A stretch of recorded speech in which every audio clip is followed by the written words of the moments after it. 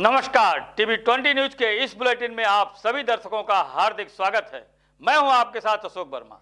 देश और प्रदेश की तमाम खबरों को देखने के लिए बने रहिए हमारे साथ। और एक खबर आजमगढ़ से है, जहां समाजवादी पार्टी के राष्ट्रीय अध्यक्ष अखिलेश यादव के निर्देश पर प्रखर समाजवादी नेता एवं छोटे लोहिया के नाम से विख्यात जनसुर मिश्र की जयंती के अवसर पर सरकार के जनप्रतिनिधियों के खिलाफ साइकिल यात्रा निकाली गई। साइकिल यात्रा को संबोधित करते हुए समाजवादी पार्टी के नेता ने कहा कि इस रैली का मुख्य उद्देश्य इस जुल्मी सरकार को जड़ से उखाड़ फेंकना है और 2022 में समाजवादी पार्टी को लाना है, ताकि प्रदेश की जनता को हर सरकारी सुविधा मिल सके। रैली का क्या मेन रैली का मेन उद्देश्य है कि जुल्मी सरकार के खिलाफ जो जुल्म और अत्याचार है सदन में कहती है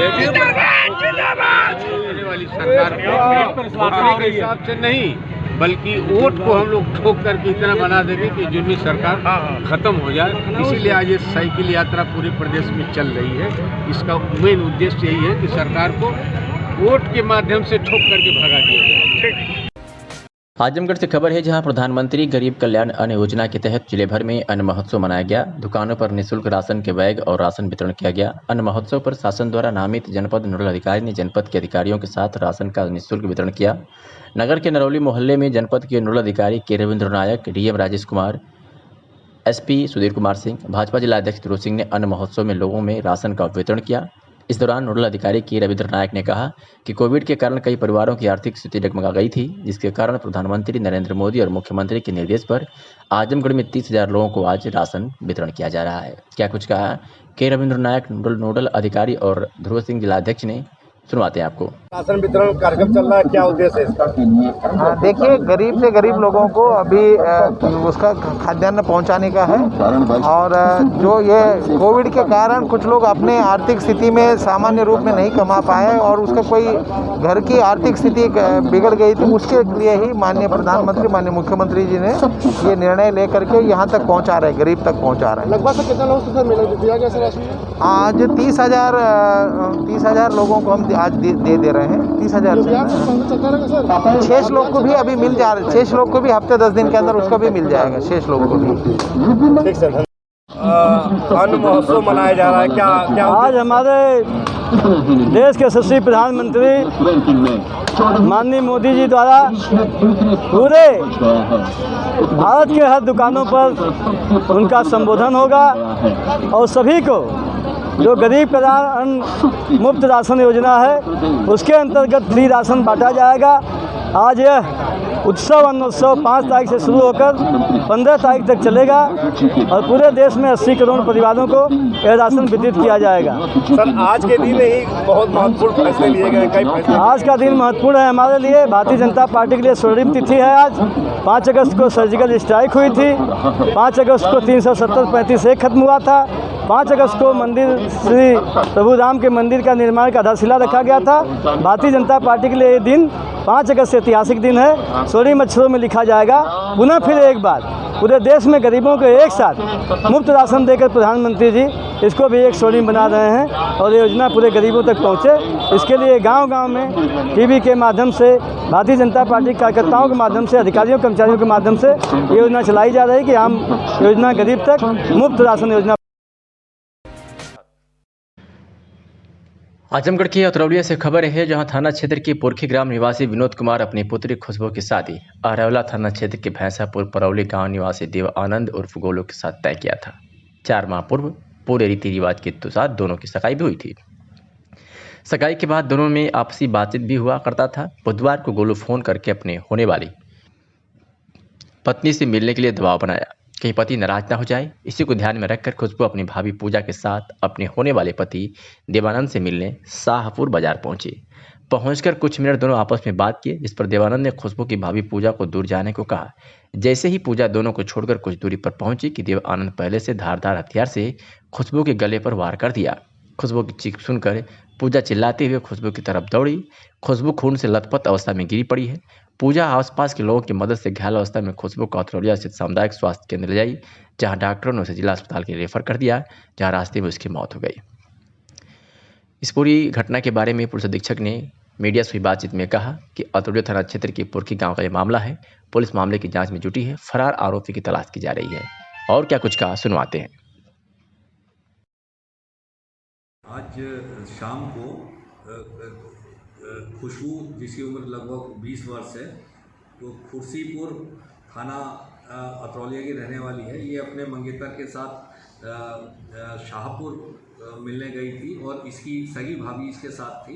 इसका मंगेतर गोलू जब इससे बात कर रहा था तो कुछ आपस में वाद विवाद हुआ और उसके द्वारा इसके गले पर संभवतः ब्लेड से वार किया गया जैसे बता रहे हैं, और एक्सेसिव ब्लीडिंग के कारण अस्पताल ले जाते समय इसकी मौत हो गई। इस संबंध में आवश्यक कार्रवाई की जा रही है और मुकदमा पंजीकृत कर कार्रवाई की जा रही है। गोलू मौके से फरार हो गया है, उसकी तलाश के लिए टीमें रवाना की गई। थाना कोतवाली क्षेत्र के कांसीराम आवास में 2 महिलाओं के बीच कूड़ा डालने को लेकर विवाद हुआ था, उसी विवाद में बच्ची के ऊपर एक महिला ने गर्म पानी फेंक दिया है, जिसकी वजह से बच्ची चल गई है। इस संबंध में पुलिस अधीक्षक ने बताया कि मुकदमा पंजीकृत कर कार्रवाई की जा रही है और जो भी दोषी होगा उसके खिलाफ सख्त कार्रवाई भी की जाएगी। क्या कुछ कहा सुधीर कुमार सिंह एसपी आजमगढ़ ने, आपको सुनवाते हैं। अभी कुछ समय पूर्व थाना कोतवाली क्षेत्र की काशीराम कॉलोनी में नीचे और ऊपर रहने वाली 2 महिलाओं के बीच पूर्व से पानी डालने का और कूड़ा डालने का विवाद चल रहा था। उसमें आज प्रेमशिला नाम की महिला, जो कि निचले तल पर रहती है, उसके ऊपर रहने वाली एक महिला और उसकी बच्ची के द्वारा, जैसा कि आरोप लगाया गया है, गर्म पानी फेंक दिया गया, जिससे उसकी कमर और कंधे पे थोड़ा सा गर्म पानी से जली है। वो उसे हॉस्पिटल ले जाया गया तो उसकी हालत स्थिर है। इस संबंध में मुकदमा पंजीकृत कर कार्रवाई की जा रही है। और आजमगढ़ के मोहम्मदपुर विकास खंड के गंभीरपुर बाजार से आपको खबर दिखा रहे हैं, जहां पूर्व विधायक आदिल शेख के नेतृत्व में सैकड़ों कार्यकर्ताओं की अगुवाई में साइकिल यात्रा निकाली गई, जिसमें प्रमुख रूप से पूर्व जिला पंचायत सदस्य रामनयन यादव, विनीत राय की भूमिका अहम रही। सैकड़ों कार्यकर्ताओं ने अखिलेश यादव जिंदाबाद, आदिल शेख जिंदाबाद के नारों के साथ जोश में आगे बढ़ रहे थे और लोगों को प्रेरित कर रहे थे और उनको यकीन दिला रहे थे कि 2022 में समाजवादी पार्टी की सरकार को लाना है और भाजपा सरकार को उखाड़ फेंकना है। इस दौरान गिरजा शंकर यादव, अशोक यादव, मनीष राय, सुख सागर तिवारी, जुल्मी यादव, मिथिलेश गुप्ता समेत सैकड़ों लोग मौजूद रहे।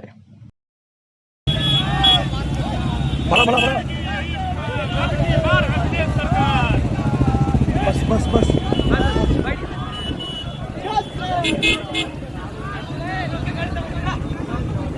क्या वो अंदर घुसना वीडियो में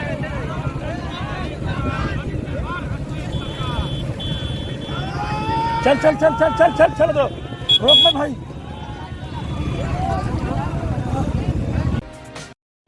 समाजवादी पार्टी के राष्ट्रीय अध्यक्ष अखिलेश यादव के नेतृत्व पर प्रखर समाजवादी नेता एवं छोटे लोहिया के नाम से विख्यात जनेश्वर मिश्र के जन्म जयंती के अवसर पर सरकार की जन विरोधी नीतियों के खिलाफ साइकिल यात्रा क्षेत्रीय विधायक संग्राम यादव व ब्लॉक प्रमुख चंद्रशेखर यादव के नेतृत्व में सपा कार्यालय से निकाली गई, जो विधानसभा क्षेत्र के कबीरुद्दीनपुर, नंदना, गोहरपुर, पटेल चौक, नगर पंचायत अतरौलिया भ्रमण करते हुए समाजवादी पार्टी कार्यालय पर समाप्त हुई।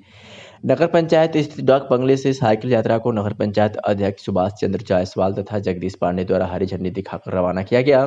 विधायक संग्राम यादव ने बीजेपी सरकार को हर मुद्दे पर फेल बताया। कहा कि महंगाई, भ्रष्टाचार, बेरोजगारी जैसे मुद्दे अहम हो गए हैं। उन्होंने कहा कि भाजपा सरकार में महंगाई चरम पर है। डीजल, पेट्रोल, रसोई गैस सहित सभी वस्तुओं के मूल्य बढ़ गए हैं। हर तरफ भ्रष्टाचार व्याप्त है। बेरोजगारी काफ़ी बढ़ गई है। आगामी विधानसभा चुनाव में सपा के पूर्ण बहुमत की सरकार बनेगी। रैली में सैकड़ों की संख्या में लोग साइकिल लेकर क्षेत्रीय विधायक के पीछे चल रहे थे। सुनाते हैं कि क्षेत्रीय विधायक डॉक्टर संग्राम यादव ने क्या कुछ कहा। रैली निकाली जा रही है सरकार के खिलाफ, इसके बारे में बताइए। स्वर्गीय जनेश्वर मिश्र जो छोटे लोहिया के नाम से विख्यात थे, आज उनकी जयंती है। समाजवादी पार्टी के राष्ट्रीय अध्यक्ष आदरणीय श्री अखिलेश यादव जी के निर्देश पर आज पूरे उत्तर प्रदेश में साइकिल रैली निकाली जा रही है। हर ब्लॉकों में साइकिल रैली निकाली जा रही है। आज उत्तर प्रदेश का नौजवान बेकारी के कारण दर ठोकरें खा रहा है और हमारा कर्मचारी अगर वाजिब मांग को लेकर के धरना प्रदर्शन करता है तो योगी की सरकार उसमें एस्मा लगा करके उसको सेवा से बर्खास्त कर रही है। आज शराब की दुकानें उत्तर प्रदेश के अंदर खोल दी गई, मॉल खोल दिए गए, सिनेमा हॉल खोल दिए गए, लेकिन जहाँ शिक्षा का मंदिर है आज वो शिक्षा के मंदिर बंद पड़े हैं। हमारा विश्वविद्यालय बंद पड़ा है, हमारा इंटर कॉलेज प्राथमिक विद्यालय सब कुछ बंद पड़े हैं। देश और प्रदेश की सरकार मिलकर के आज किसानों के साथ दुर्व्यवहार कर रही है, नौजवान बेकार नौजवानों के साथ दुर्व्यवहार कर रही है और नौजवानों के हकों पर डाका डाल रही है और किसानों को कहते हैं कि हम फसल का वाजिब मूल्य देंगे, लाभकारी मूल्य देंगे, लेकिन आज किसान आत्महत्या पर तुला हुआ है। कहीं पर कोई भी व्यवस्था नहीं। कोरोना के दौरान कोरोना में आज ऑक्सीजन के अभाव में हमारा नौजवान दम तोड़ दिया, हमारी माताएं दम तोड़ दी, हमारे लोगों ने अपने लोगों को खो दिया। सरकार की कोई इंतजाम नहीं था। सरकार कोरोना काल में पूरी तौर पर फेल हो गई है। आज उत्तर प्रदेश का नौजवान एक बदलाव के रास्ते पर निकल पड़ा है। आप चारों तरफ नजर डालिए, आप देखिए चारों तरफ सड़कों पर नौजवान ही नौजवान दिखाई दे रहा है। ये नौजवान परिवर्तन का मन बना लिया है और 2022 में अखिलेश यादव जी की प्रचंड बहुमत की सरकार उत्तर प्रदेश में बनाने का काम यहाँ का नौजवान करेगा। उत्तर प्रदेश अंगड़ाई ले चुका है। आज रैली कमरुद्दीनपुर नंदना होते हुए गोरहारपुर से लेकर के पटेल मोड़ से होते अतरौलिया टाउन एरिया का चारों तरफ भ्रमण करते हुए ये हमारा कारवां जहाँ से हमने शुरुआत की थी वहीं पर समाप्त होगा। हमारा नौजवान इतना जोश में है कि अगर आज देखा जाए तो नौजवान इन्हीं सड़कों से लखनऊ तक का योगी की ताकत को हिलाने का काम कर सकता है। आज ऐसे नौजवानों का हम बहुत बहुत क्रांतिकारी अभिवादन भी करते हैं, उनके हौसले को सलाम करते हैं। और अभी हम आप लोगों से फिर समाजवादी पार्टी के दीदारगंज विधानसभा इकाई के द्वारा मार्टिनगंज बाजार में सदस्यता अभियान चलाया गया, जिसमें मुख्य अतिथि के रूप में हवलदार यादव जिला अध्यक्ष सपा आजमगढ़ शामिल हुए। उन्होंने बताया कि समाजवादी पार्टी में शामिल होने के लिए लोगों का सैलाब उमड़ पड़ा है। लोगों को बहुत ही ज़्यादा उम्मीद हो गई है कि भारतीय जनता पार्टी का मुकाबला यदि यूपी में कोई कर सकता है तो वह समाजवादी पार्टी ही है जो भाजपा का मुकाबला कर सके, क्योंकि लोग भाजपा की दमनकारी नीतियों से अब उग चुके हैं, क्योंकि आज महंगाई अपने चरम सीमा पर है। जिधर भी देखो भ्रष्टाचार का बोलबाला है, जनता त्राय त्राय कर रही है। अंतर्राष्ट्रीय स्तर पर पेट्रोल डीजल की कीमतों में कमी होने के बावजूद यह सरकार अपने ही नागरिकों से ज़्यादा दाम में बेचकर लोगों को और गरीब करती जा रही है। विशिष्ट अतिथि के रूप में दीदारगंज के पूर्व विधायक आदिल शेख भी मौजूद रहे। उन्होंने कहा कि उत्तर प्रदेश की जनता जाग चुकी है और 2022 को लेकर पूरी तरह तैयार है। सर, इस कार्यक्रम के विषय में बताइए। ये कार्यक्रम यहाँ पर हमारे तमाम साथी भारतीय जनता पार्टी से बसपा को छोड़ करके समाजवादी पार्टी में सम्मिलित हुए। हम लोग समाजवादी पार्टी उनका यहाँ पर अभिनंदन करने, स्वागत करने आई थी और निश्चित तौर पर जिस तरह से समाजवादी पार्टी के तत्वावधान में लोग सम्मिलित हो रहे हैं, यह आगे आने वाले दिनों के लिए मील का पत्थर साबित होगा और समाजवादी पार्टी के आने वाले दिनों में 2022 में सरकार बनेगी। हर वर्ग के लोग, चाहे किसी वर्ग के लोग हों, आज समाजवादी पार्टी में सम्मिलित हो रहे हैं। ये अच्छी शुरुआत है, क्योंकि आज इस प्रदेश की जनता अन्याय, अत्याचार, भ्रष्टाचार, गुंडा राज से त्रस्त हो गई है। अपराधी बेखौफ होकर अपराध कर रहे हैं। अभी आपके यहीं कमरावा गांव में लोग खाना बनाने आए थे, एक लड़के की मोटरसाइकिल उसकी चाकू से मारकर हत्या करके छीन ली गई। पूरे जनपद में नहीं प्रदेश में अपराध इतने बड़े पैमाने पर बढ़ा है कि अपराधी बेखौफ होकर के आज अपराध कर रहे हैं। थानों पर, तहसीलों पर भ्रष्टाचार, महंगाई, बेजोड़ महंगाई है। आज गांव का आदमी निश्चित तौर पर उसे रोटी रोजी का इंतजाम करने में परेशानी हो रही है। दवाओं का इंतजाम नहीं हो पा रहा है। आज किसानों की जो स्थिति है, खाद महंगी, बिजली महंगी, डीजल महंगा, जिसकी वजह से खेती महंगी होती जा रही है। आज पेट्रोल महंगा हो गया। के बारे में भी कोई व्यवस्था आदमी नहीं कर पा रहा है चाह के भी। इस वजह से कहीं न कहीं आज हर लोगों को सरकार से बड़ी उम्मीदें होती हैं। यह सरकार निकम्मी है, किसी प्रकार की कोई व्यवस्था बेरोजगारों के लिए नहीं है। इस वजह से आदमी अब इनको बदल के और नया सरकार लाना चाहते हैं। समाजवादी के साथ जा रहे हैं और समाजवादी सरकार 2022 में अखिलेश भैया को मुख्यमंत्री बनाएंगे। आप इस क्षेत्र के मुख्य व्यापारी के रूप में भी है, व्यापारियों को इस समय क्या तकलीफ है? व्यापारियों को छला जा रहा है, उनको जगह जगह हर वर्ग, चाहे अधिकारी वर्ग हो चाहे नेता वर्ग हो, हर वर्ग परेशान कर रहे हैं और उनका धीरे धीरे व्यापार ख़त्म हो रहा है। किसी न किसी तरीके से उनको परेशान करके उनका व्यापार ख़त्म किया जा रहा है।